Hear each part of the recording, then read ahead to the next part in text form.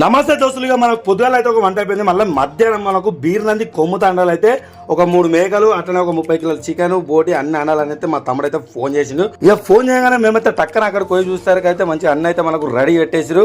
ఇక మా తమ్ముడు అయితే అన్న ఏం చేస్తావేమో 2 గంటలలో మనకు మటన్ చికెన్ రైస్ అన్ని అయిపోవాలన్నాడు. ఇక పోతే మంచిగా ఒక 50 కిలోల బగార్ రైస్ అయితే పెట్టేసినాం. మనకైతే ఆల్మోస్ట్ ఒక్క అర్ధ గంటలో మనకు బగార్ రైస్ అయితే అయిపోయింది.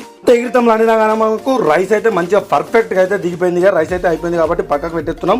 ఇక రైస్ మటన్ ఉడకలోపు చికెన్ కూడా వచ్చేసింది. ఒక 30-35 కిలోల చికెన్ అయితే వచ్చింది. మంచిగా చికెన్ కూడా ఫటాఫటా పెట్టేసినాం. మా తమ్ముడు అయితే బోటికి అడిగెత్తుండే. ఇక చికెన్ కూడా మనకు ఆల్మోస్ట్ అయిపోయింది. ఇక దించి పక్కకు పెట్టుకుంటే ఇక మనమైతే ఒక 2 గంటలలో చికెన్ మటన్ బోటి తలకాయ అన్నీ అయితే అండేసి ఇచ్చేసినాం.